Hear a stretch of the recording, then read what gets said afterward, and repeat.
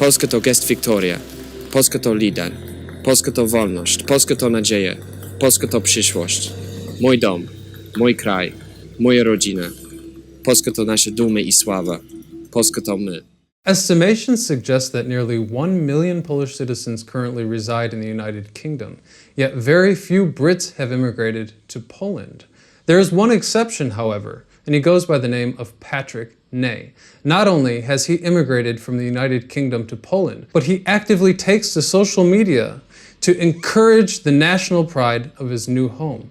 On today's episode of Kult America, we're going to find out why Patrick left his home in Great Britain for Poland. If there were a hypothetical war between Great Britain and Poland, which side would you fight for? Oh, that's a good question. And I'd just run away to Switzerland. I'd have to in that situation. I couldn't take a side between the two. What I can tell you is that if anything did happen here in this country, I would fight to defend this country, because there's something about these people, you know, they're so divided and they're so angry at each other. But you know that the minute an invader came knocking, they would come together like they have done for so many hundreds of years. And I feel very strongly about this country. So I can tell you that if anyone else other than the UK invaded Poland, you'd see me there in the front rank trying to do something about it and helping to defend this country. What team do you support? I'm not entirely sure what you're asking, but if it comes to football, then I support Legia Warszawa. If it comes to football in England, then I support Ipswich Town. Now I've been living and working in Warsaw in Poland since 2010. I'm a writer. I love writing, creating content, and just talking with people. It's just a way to have interactions with people. And the biggest pleasure I have in my life is cradling my 8-month-old daughter, Zosia. She's just a source of such joy. A lot of people might imagine that if you moved from Great Britain to Poland, a country where Poles are just flocking to, that something may have been wrong with your life. I was 27. I'd been working and living in London for 6 years. I'd done a very high pressure job working in the Prime Minister's cabinet office during the global crisis. And that whole experience of just being there in the centre of the storm had just chewed me up, literally. So I was emotionally, physically and mentally exhausted when I moved over here. But I was also 27. I didn't have any obligations, had no mortgage, had no kids, all those things that tie me down here now to Poland. And it was more of the sense of I'm 27 and it's about time I did something more interesting than just living and working in London, you know.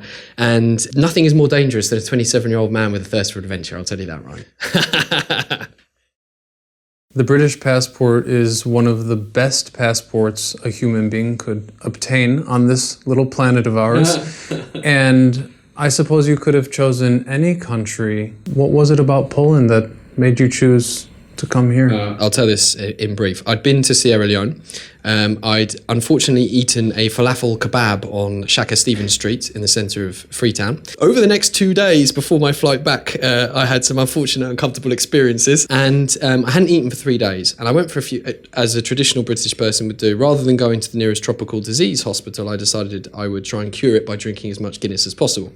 And I went to a little pub in the Angel in North London and had about 6 pints of Guinness, which on an empty stomach after 3 days of what I'd been through was a dangerous experience.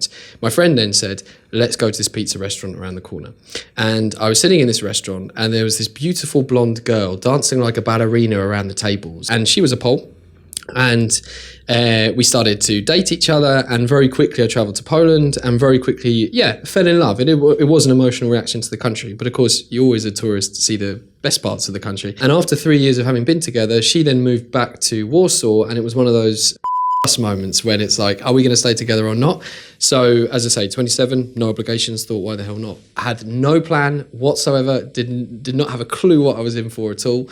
Literally so disorganized I couldn't believe it, but it's been a hell of an experience, I can tell you that. Would I be accurate in assuming that you were kind of a party guy at the time? You know, it's a good question, because the society that you live in really does define your behavior.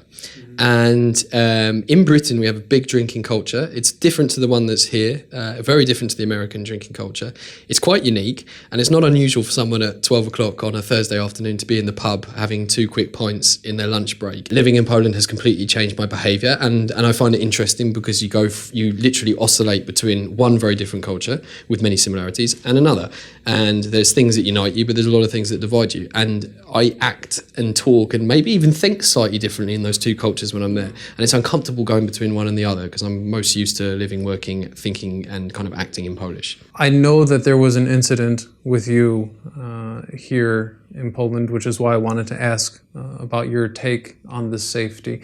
And it involved football hooliganism. I was trying to get a ticket to the Puchar Polski between Legia Warszawa and Lech Poznan. Couldn't get that ticket at all, so I did what you always do, which is I went to the pub with my mates. But I was just on the corner of one of the busiest streets in Warsaw and was attacked. I had a fractured skull and a very large hematoma inside my brain. Lying in that hospital bed, realising that I could very well not be on this planet, or certainly with very serious mental problems, memory problems, speech problems. Or I thought a lot about what was important to me. And I realised that you don't think about work or all those kind of stuff the day to day. But when you're facing your own death, you think about the people who you love, the people who are close to you, and just want to be close to them. Having been saved with the hands of Polish doctors, what can you honestly say about medical care here? Budget of the Polish National Health Service is about 5 times smaller than the British National Health Service. It's a massive injection of European Union funding. And I was in a old military hospital. In fact, my fiance's father had stayed there when he had yellow fever in the 1980s. And my wing hadn't changed very much. But a lot of the rest of the hospital was completely modernised.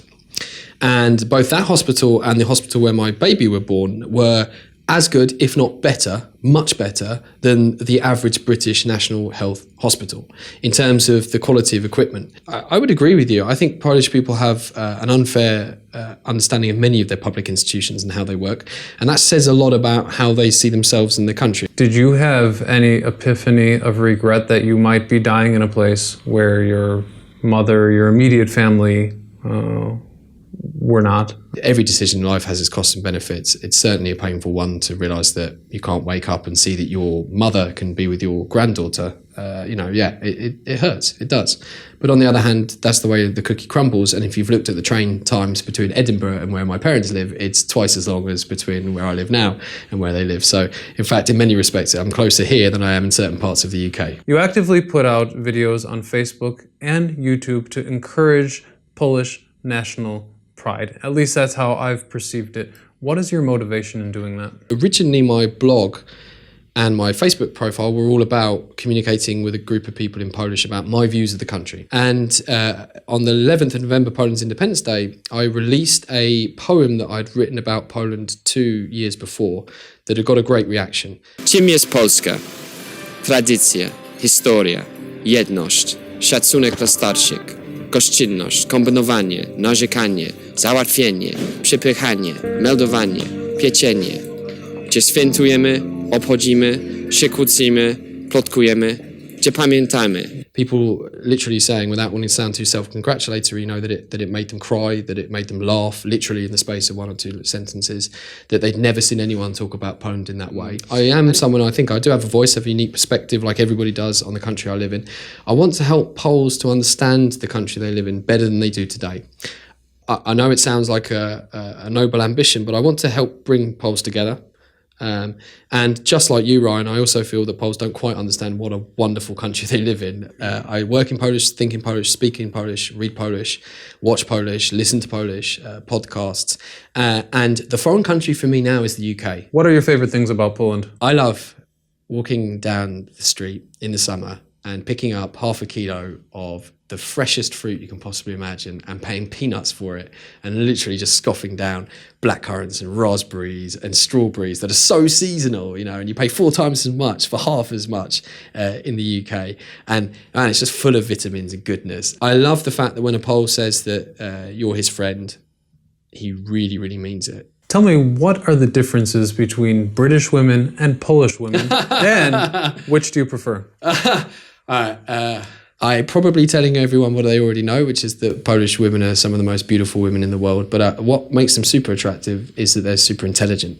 Do I think British women are particularly attractive? I can't lie to you, Ryan. I don't think they do. But not many people have ever told me that they are more attractive than Polish women. So I think I'm in the majority on that opinion. Well, I think they have attractive accents. I'll give you that. Are you finding my accent attractive right now? Oh, I love the British accent. Actually, I've always aspired to learn it. Oh, but it's been a while, mate. Thank you. Oh my God, that's creepy. I've never heard someone do an American accent like that. Really? Yeah. What are your favorite foods in Poland? I just like eating sandwiches. The bread in Poland is really nice. I love bigos that my father-in-law makes. He does really, really nice hunter stew, and he just makes the bomb. Top 3 favorite cities in Poland? Warsaw, Wrocław. I don't think I have a third. The hardest question of the whole interview. The question everyone wants to know. How the did you learn to speak Polish as well as you do? Funny you should say that, Ryan, because I have actually produced a video on YouTube, which is 12 steps for learning Polish. I think that's how it goes. I'd have to... I should probably remember the titles of my own videos. O, hej, co ze zbieg okoliczności. Czytałem tam bardzo krótką biografię o Piłsudskim, no bardzo fajną książkę. Słuchajcie, dzisiaj chcę wam dać 11 sposobów nauczyć języka. You'll find that on YouTube if you type in my name, Patrick Ney, and my channel there. It's also on Facebook. Or if you click the card in this video. And these guys are good. Aren't they good? Słuchaj, około 10 lat temu, jak zaczęło moje życie tutaj w Polsce, ja myślałem, że jednak gdyby tylko mogłem mówić kilka słów po polsku, to byłoby fajnie, że spotkam z drugiej obcokrajowca, który też możesz. Dzisiaj mamy nasze okazje, żeby wypełnić moje marzenie, ale ja muszę być szczery, jestem bardzo zazdrosny, bo 7 lat? No 6 lat tutaj. łącznie. Tak, a ja 10 i twoje polskie jest chyba 2 razy lepsze. No wiesz, no każdy ma swoją drogą, prawda? Więc ja mogę tylko stwierdzić, że po prostu przykro mi, że nie mówię do takiego stopnia, do którego chciałbym. Nie? Chciałbym mówić jak prawdziwy Polak. Nadal mówię z akcentem, nadal mówię błędami, ale najważniejsze jest tak, że to możesz komunikować swobodnie i wiem, że radzisz sobie świetnie w Polsce, więc uważam, że po prostu porównując ciebie z innymi, świetnie mówisz po polsku i kurczę, mamy długą drogą przed sobą. Patrick, thank you so much for joining us on the interview. Everyone, check out his channel. He actually speaks Polish publicly and consistently and all the time. So if you want to hear how a foreigner speaks Polish, Patrick jest twoim ziomkiem. Dzięki. Na razie. Socash, you're a hard interviewer, man. You ask hard questions. I like it. Something new. This is actually, like I told you, this is a softball interview. Yeah? You know? Yeah, when I worked in the radio, I was...